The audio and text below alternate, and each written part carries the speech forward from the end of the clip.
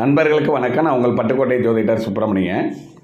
கடகராசி, கடக லக்கினம், ரோகிணி, அஸ்தம், திருவோணம் நட்சத்திரத்தினர்கள் நீங்கள் அதிர்ஷ்டமும் வாழ்க்கையில் வெற்றியும் முன்னேற்றமும் கிடைக்கணும்னா அந்த ஆதிபராசக்தி உமையல் பார்வதியை நீங்கள் வணங்க வேண்டும்.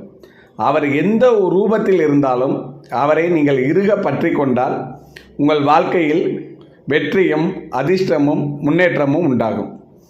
இந்த ராசி லக்கணத்தினரும் ரோஹிணி, அஸ்தம், திருவோணம் நட்சத்திரக்காரர்களும் பௌர்ணமி அன்னைக்கு எக்காரத்தை கொண்டு அசைவம் சாப்பிடக்கூடாது, விரதம் இருக்கணும்.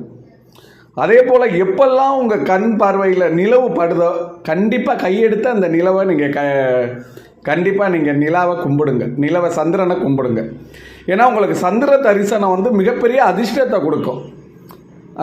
சந்திர பகவான் எப்பெல்லாம் உங்களுக்கு இந்த வளர்பிறை சந்திர தரிசனம் உங்களுக்கு கண்ணில் படும்போதெல்லாம் கும்பிடுங்க. ஆதிபராசக்தி, மதுரை மீனாட்சி, மாரியம்மன் இவரெல்லாம் உமையவளின் மறு அவதாரங்கள். அந்த படத்தை பாக்கெட்டில் வைத்து கொள்ளுங்கள். அதே போல் கொஞ்சோண்டு எப்போ வெளியில் போனாலும் அருகம்பில் எடுத்து பாக்கெட்டில் வச்சுக்கிறங்க. கண் பார்க்கும் இடங்களெல்லாம் உமையவளின் படம் இருக்கட்டும், மதுரை மீனாட்சி அம்மனின் படம் இருக்கட்டும், மாரியம்மன் படம் இருக்கட்டும். உங்கள் வாழ்க்கையில் கண்டிப்பாக வெற்றி தான். அன்புடன் பட்டுக்கோட்டை ஜோதிடர் சுப்பிரமணியன்.